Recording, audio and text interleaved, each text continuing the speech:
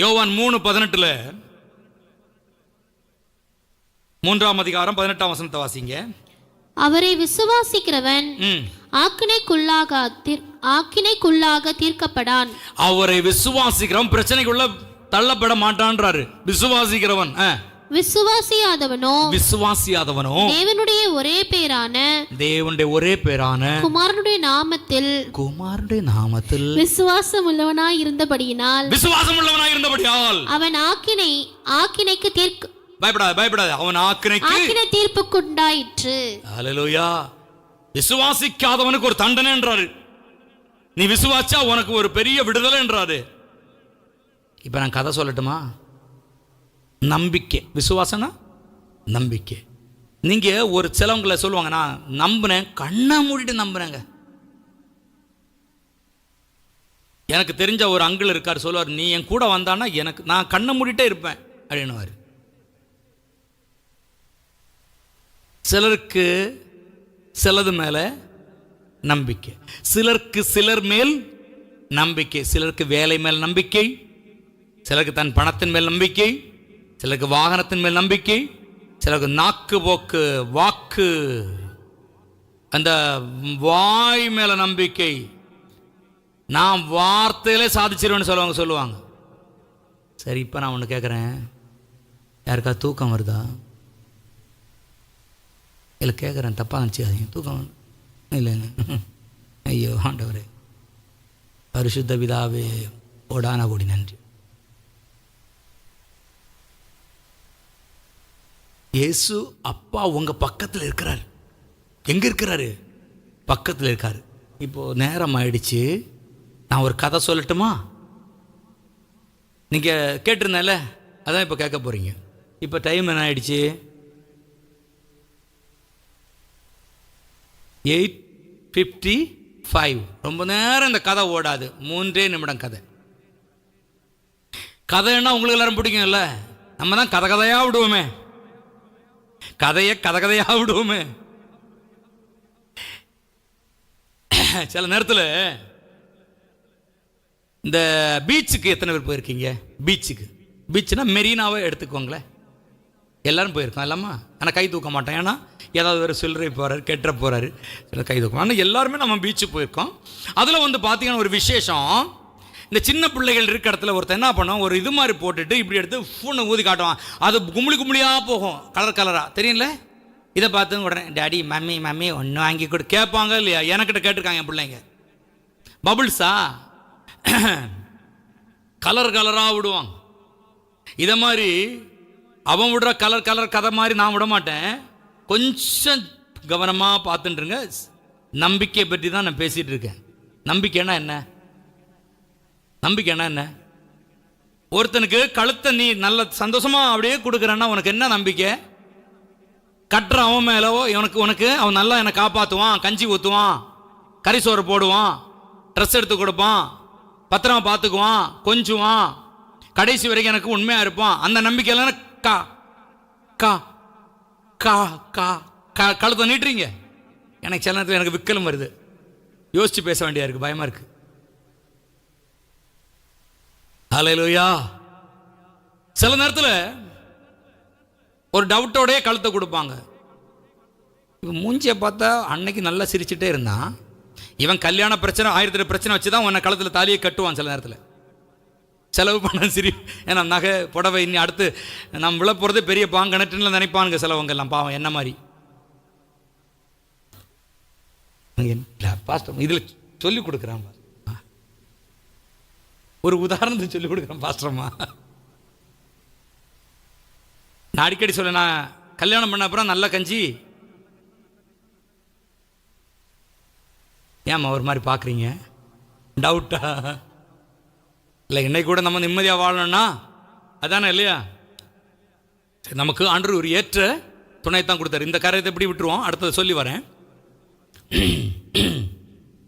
அப்போ சிலவங்க வந்து பார்த்தீங்கன்னா அப்படியே அவங்க மனசை கஷ்டம், பாயசம் திந்துருமோ, படம் அதிகமாக வந்திருக்கு, சாப்பாடு பத்துமோ, ஏகப்பட்ட கூட்டம், மட்டன் பிரியாணி வேற போட்டிருக்கீங்க, 800 90 800 ஆயிடும் ஒரு சாப்பாடுக்கெல்லாம், 700 500 அப்படி இலைக்கு.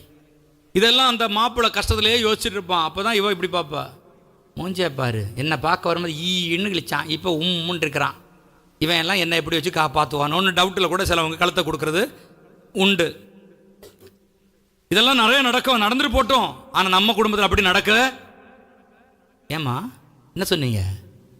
அதுக்கு ஏன் இப்படி வருத்தப்படுறீங்க? என் குடும்பம் நடக்கக்கூடாதுன்னு சொல்லுங்க, நான் சந்தோஷமா இருக்கேன்னு சொல்லுங்க, நான் சந்தோஷமா இருக்கேன்னு சொல்லுங்க. எங்கே இருக்க விடுறாங்க இல்லையா? நான் ஒரு இது உங்களை பார்த்தா வெளியே இப்படி பேசுறீங்க, உள் மனசு ஆத்மா பேசுது பாருங்க, அப்படி அலறுது பதறுது. தைரியமா இருங்க. இது வரைக்கும் அப்படி இருந்ததுன்னா இன்னைக்கு இருந்து நம்ம குடும்பம் எப்படி இருக்கும்? சொல்லுங்க, சந்தோஷமா இருக்குன்னு சொல்லுங்க, சந்தோஷமா இருக்குன்னு சொல்லுங்க. வெளியே போயிட்டு வீட்டுக்குள்ள போனது அப்படியே முந்திரி கொட்டை மாதிரி போகக்கூடாது. இன்னொன்னு பத்திரகாளி மாதிரிலாம் போகக்கூடாது. எப்படி போனோம்? பரிசுத்த ஆவியார் நிறையப்பட்டவர்களாய், அன்புள்ளவர்களாய், சாந்த குணமுள்ளவர்களாய், வெளியே இருக்க டென்ஷனை வெளியே விட்டவர்களாய், வாசலுக்கு வெளியே செப்பலை கழட்டி விடுகிறதை போல பிரச்சனைகளை எல்லாம் உருவி விட்டவர்களாய் வீட்டுக்குள் போகும்போது எப்படி போக வேண்டும்? Now அட்டன்னா now now செப்பண்டி. நம்ம சிரிச்சிட்டு சமாதானத்தோட போனோம். அல்லேலூயா. அப்போ நீ சிரிச்சிட்டு போனா உள்ள வந்து உனக்கு பிரச்சனை உண்டாக்குற பிசாசு எனக்கு இங்க வேலை இல்லைன்னு ஓடிடுவான். அல்லேலூயா. இன்னைக்கு எத்தனை பேர் சிரிச்சுட்டே வீட்டுக்கு போவீங்க? இன்னைக்கு என்னைக்கு இல்லை, இன்னைக்கு ஒரு பிரச்சனை நடக்க போகுது அதுன்னு சொல்லித்தாரேன். சிரிச்சுட்டே போவேன். உள்ள போனதும் எத்தனை நாள் இல்லை பைத்தியம் பிடிச்சிருக்கான்னு தெரியல, என்ன வழியில் என்ன நடந்துச்சுன்னு சேர்த்து அப்பீர போற. அதுவும் பார்த்துக்கோங்க, சிரிக்கிறதுக்கும் ஒரு அளவு இருக்கு. அல்லேலூயா. அந்த முகத்திலேயே உன்னுடைய ஆண்டுடைய பிரசன்னத்தை அங்கே வெளிப்படுத்தணும். நீ கோபத்தோட போனீங்கன்னா அங்கே உன் முகத்தில் யார் உட்காருவான்? யார் உட்காருவான்? பிசாசு உட்காருவான். சார் நிறுத்துங்க சார், கதையை சொல்லுங்க. அதானே சொல்றேன், வரேன். இந்த கதையை நீங்க எல்லாரும் நல்லா கவனிக்கணும். இந்த கதையில கடைசியில நீங்க எல்லாம் பக்குவமா என்னோட பேசணும். ஆமென்.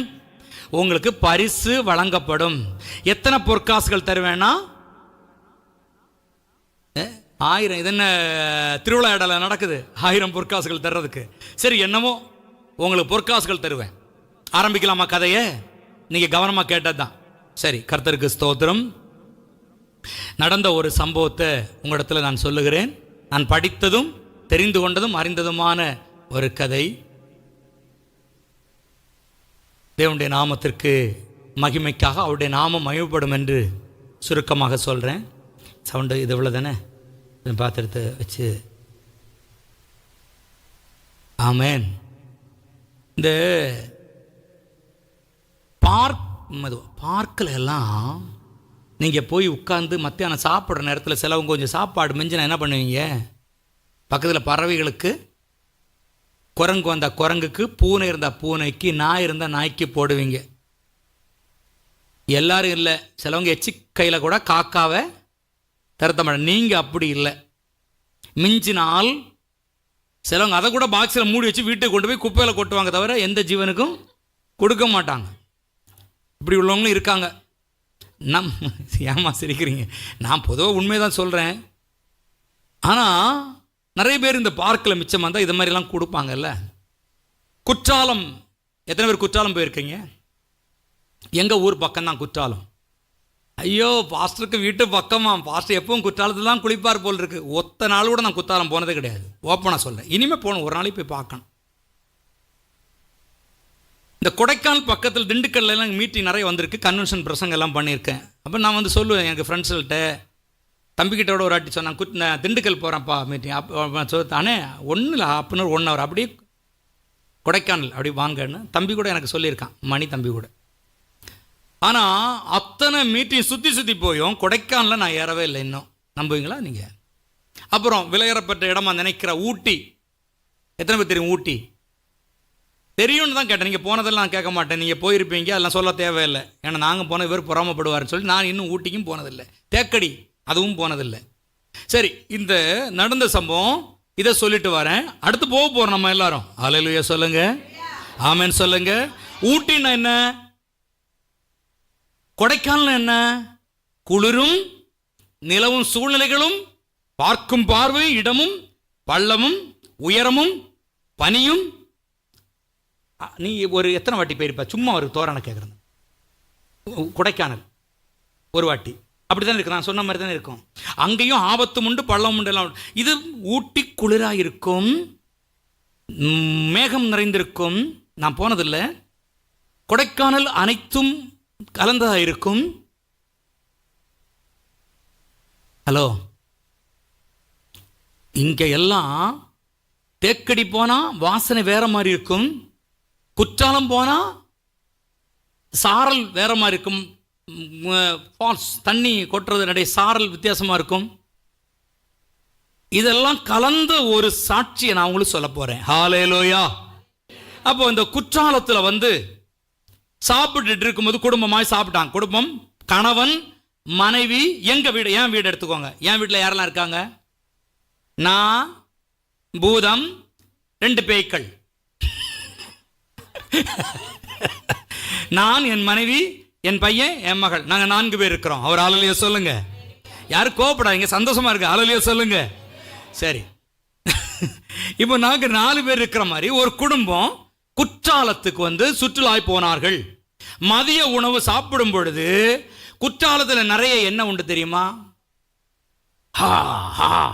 நிறைய உண்டு. குரங்கு நிறைய உண்டு. இவங்க ஒருபடி சாப்பாடு, நல்ல குடும்பம் போல் இருக்கு. அந்த அண்ணன் என்ன பண்ணாரு, அந்த கணவன் ஒருபடி சாப்பாடை அள்ளி பக்கத்தில் வச்சுட்டார். யாருக்காக? யாருக்காக சொல்லுங்கம்மா, யாருக்காக சொல்லுங்கம்மா, யாருக்காக? குரங்குக்காக.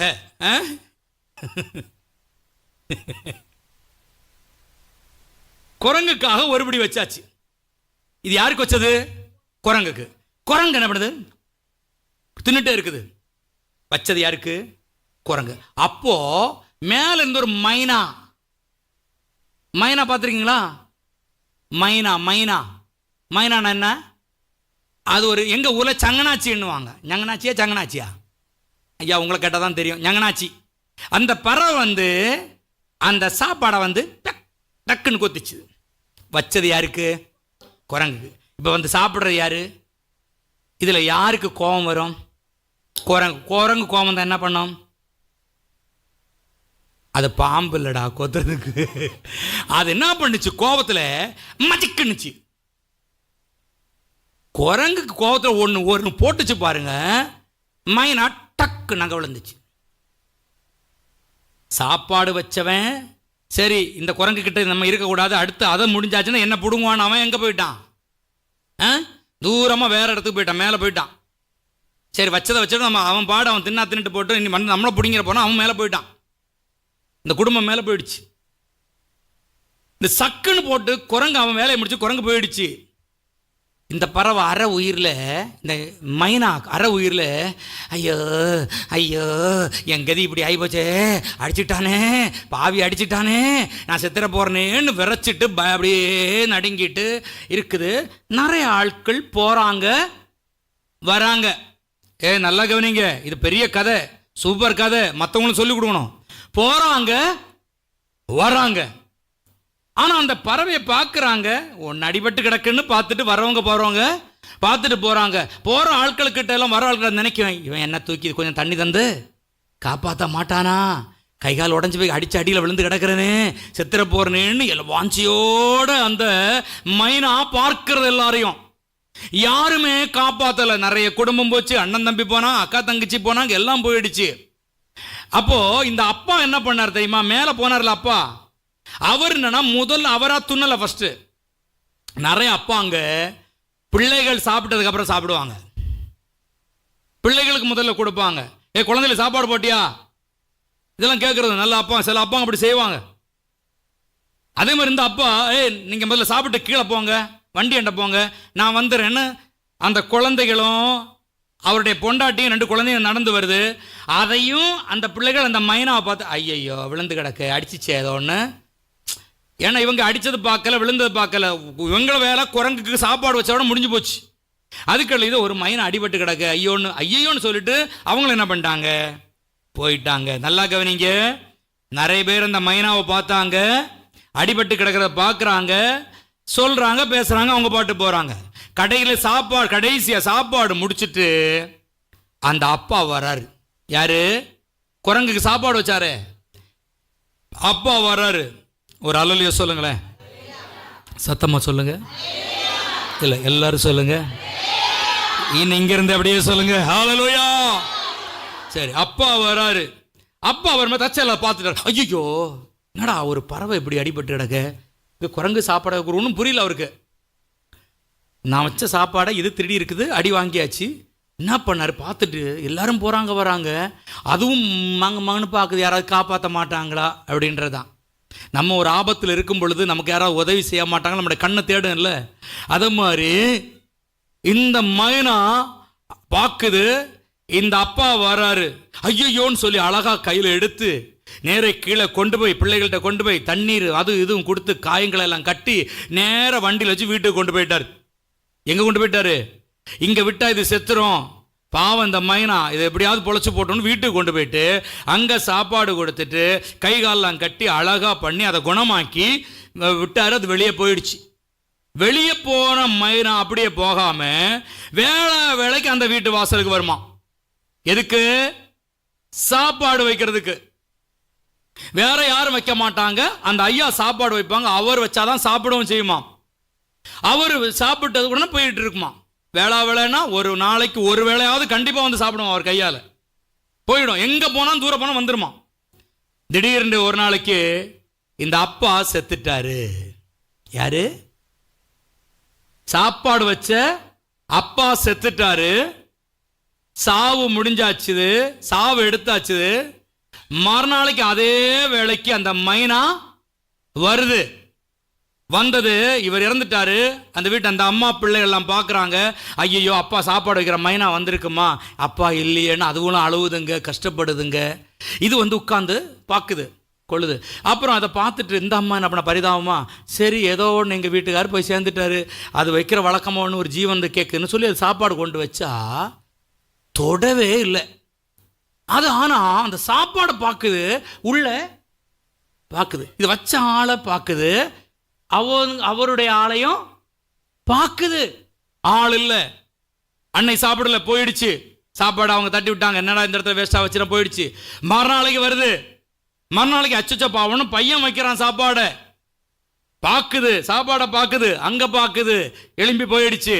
மறுநாள் வருது, அந்த பொண்ணு பாப்பா சாப்பாடு வைக்குது, சாப்பாடை பார்க்குது, உள்ள பார்க்குது, ஆள் இல்லை, போயிடுச்சுது.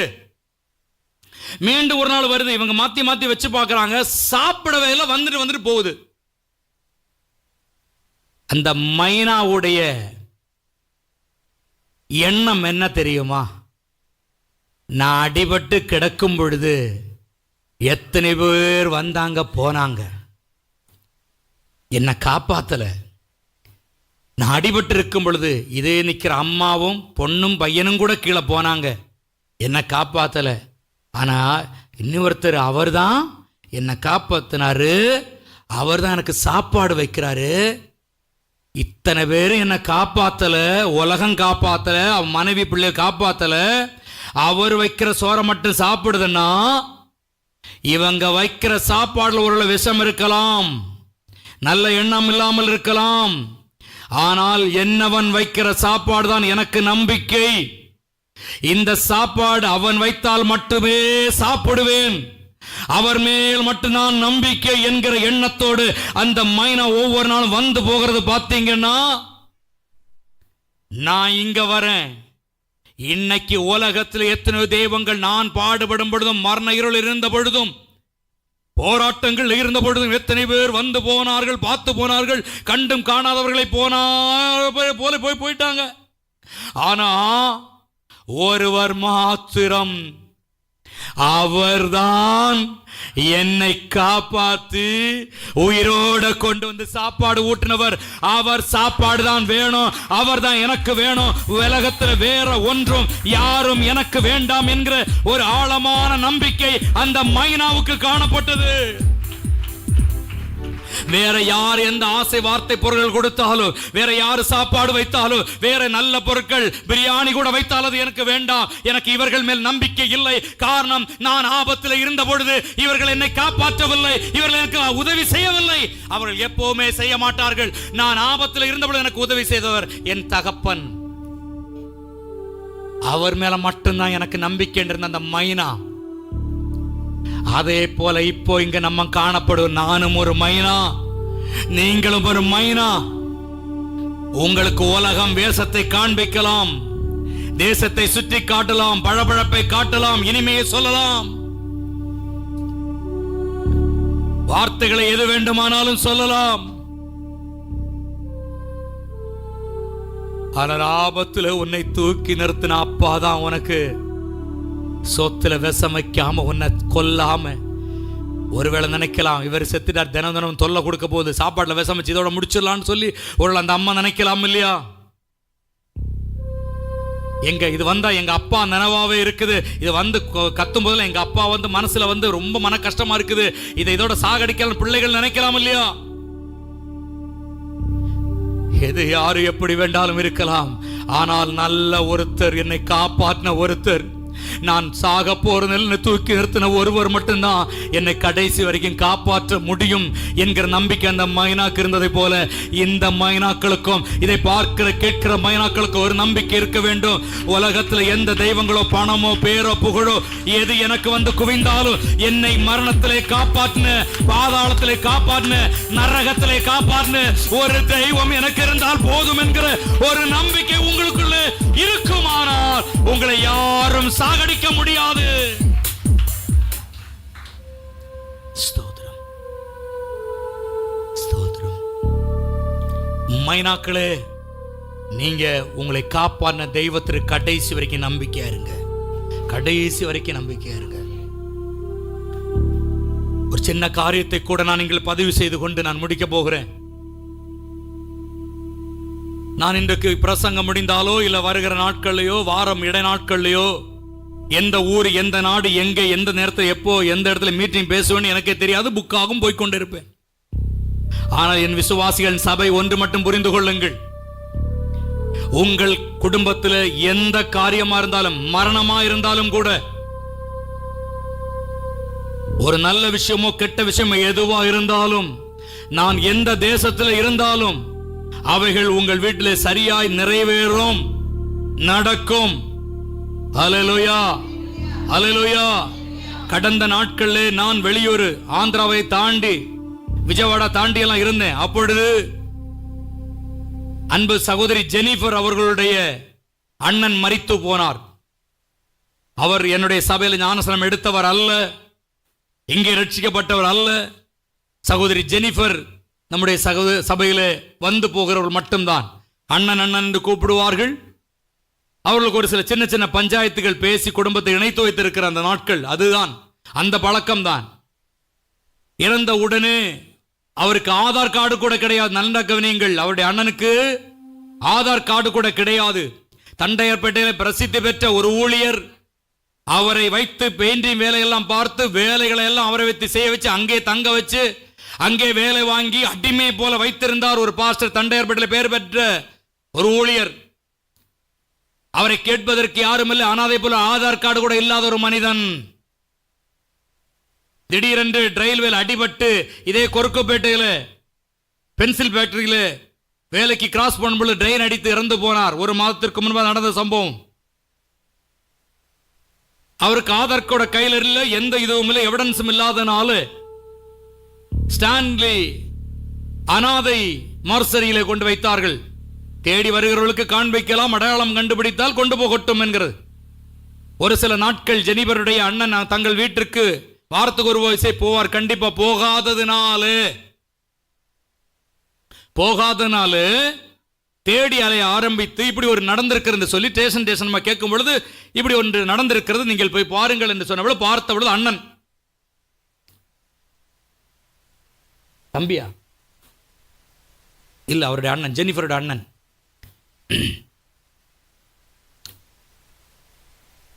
ஆதார்ல ஒன்றும் இல்லை, ஆதார் கார்டில் கலரில் சேர்க்க மாட்டாங்க, அதுக்கு உத்தரவாதம் ஒரு பாஸ்டர் கொடுக்க வேண்டும், பாஸ்டர் அதுக்கு பொறுப்பு.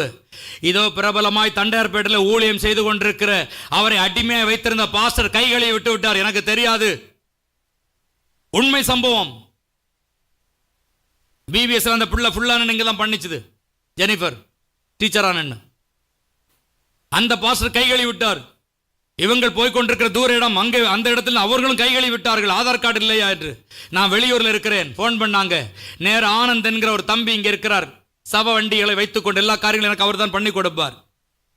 ஆனால் தெரியலம்மா, ஃபோன் பண்ணி, தம்பி இப்படி ஒரு சம்பவம் இருக்கு, நான் ஃபுல் கேரண்டி தரேன், லெட்டர் பேர் அனுப்புகிறேன், நீ எடுத்து எல்லாத்தையும் காரியங்களை முடி, ஒரு பாஸ்டர் ஏற்பாடு பண்ணி காணிக்க நான் கொடுத்துட்றேன், அந்த காரியத்தை பண்ணு. யாரும் எடுக்காமல் இப்படி ஒரு அநாத பணத்தை போல வச்சிருக்காங்க, அவங்க அழுகுறாங்க சர்ச்சில் வந்து, அந்த காரியத்தை செய். அதே நிமிடத்தில் தம்பி ஓடோடி வந்து சபையில் வந்து பேசி பாஸ்டர்ல இருந்து எல்லாரும் ஏற்பாடு பண்ணி அழகாக பத்திரமாக காசிமேடு நம்முடைய கல்லறையில் அடக்கம் பண்ணார்கள். நான் கேரண்டி கொடுத்துருக்கேன், நான் லெட்டர் பேட் கொடுத்துருக்கேன். யாரோ எனக்கிட்ட ரட்சிக்கப்படாத ஒருவருக்கு நான் இதை செய்யும் பொழுது நம்முடைய சபையில் உள்ளவர்கள் புரிந்து கொள்ள வேண்டும், ஒரு ஆபத்தானதோ ஒரு நல்லதோ ஒரு எந்த காரியமா இருந்தாலும் நீங்க முதல்ல எனக்கிட்ட சொல்லுங்க, அதற்குள்ள வழியை நான் சொல்லுவேன். அது எந்த நேரம் எந்த சூழ்நிலை இருந்தாலும். கடந்த நாட்கள் அப்படிதான் நம்முடைய சபையில் ஒரு பிள்ளை இறந்து போனதுல நான் கேரளாவில் இருக்கேன். நான் கேட்டேன், நான் செய்யலான்னா அவங்க மரணமாக இருக்கும் பொழுது மனவேதனையில் சில காரியங்களை சொன்னார்கள். ஆனாலும் அவர்கள் தானே காரியங்களை செய்தார்கள். அந்த பிள்ளை சைடில் அதை வைத்து எடுத்தார்கள். அப்போ ஒரு பாஸ்டரும் ஒரு பாஸ்டருடைய மனைவி, அந்த குடும்பம் நேராக அங்கே போய் இருந்து, என்ன ஐயோ உங்க பாஸ்டர் உங்களை விட்டுட்டாரு, கேரளா போயிட்டாரு, என்ன பண்றது என்ன பண்றது. இந்த மைனா கதை தான் இங்க வருது பாருங்க. என்ன பண்றது, என்ன செய்யறது, ஐயோ விட்டு போயிட்டாரு. நான் தான் எல்லாம் செய்யறேன், நான் ஒருவேளை இருப்பேன் இருக்க மாட்டேன், அதே இடத்துல காரியங்கள் நடத்துவேன்னு நான் வாக்கு கொடுத்துருக்கேன்னு, அதை விட்டு இன்னொரு புகுந்த உடனே இந்த அப்பனை மறந்துட்டு இந்த மைனா கதை மாதிரி போய் இன்னைக்கு ஒரு சிச்சுவேஷன். நான் ஏன் இதை உங்களுக்கு சொல்ல வரேன்னா, உங்க குடும்பத்தில் எந்த ஒரு காரியமா இருந்தாலும் எனக்கு முதல்ல எனக்கு சொல்லுங்க, நான் ஏற்பாடு பண்றேன், எந்த நாட்டில் இருந்தாலும். அதை விட்டுட்டு நான் செத்தாதான் இப்படி பண்ணுவீங்களா, நான் செத்தா கூட இப்படிதான் பண்ணுவீங்களா? ஆமா அப்படிதான் பண்ணுவேன். நான் இல்லைன்னா அப்படிதான் நடக்கும். நீ சாகணும்னு நினைச்சு சபைக்கு வராத, பரலோகத்தில் வாழணும்னு நினைச்சு சபைக்கு வா. நிறைய பேருக்கு இது பழைய கோதண்டராமன் ஸ்ட்ரீட்ல இருக்கும்போது ஒரு பிரச்சனை, நான் செத்தா எங்க கல்லறை இருக்கா, கல்லறை எத்தனை பேர் கேட்டான், கல்லறை எத்தனை கல்லறை இருக்கு, செத்து தொலைங்க, அடக்கம் பண்ற என் வேலை. இப்படி ஒரு பாஸ்டர் சொன்னா உங்களுக்கு ஒத்து வருமா? எனக்கு எல்லாம் இருக்கு, நீ சாகவே சாகாத, எனக்கு வேலை கிடையாது. சாக வைக்கிற பரலத்துக்கு கொண்டு ஒரு கர்த்தர், அவர் தான் உங்களுக்கு அடக்கம் பண்ணும், அவர் தான் உங்களுக்கு எல்லாம் செய்யணும். என்ன சாகணும்னு மட்டும் யாரும் நினைக்காதீங்க. இன்னைக்கு அதான் அழுகுறாங்க எனக்கு ஃபோனில் கூட, நான் செத்தா கூட இப்படி தான் பண்ணுவீங்களா? உண்மை, இப்படி தான் பண்ணுவேன். ஆனால் நீ எனக்கு என்ன நம்பணும். அந்த மைனா வந்து சோறு கொடுத்த அப்பாவை நம்பிச்சு, மற்ற யாரையும் அதே மாதிரி நீ இரு, அதே மாதிரி நீங்க இருங்க, கர்த்தர் உங்களை ஆசீர்வதிப்பார்.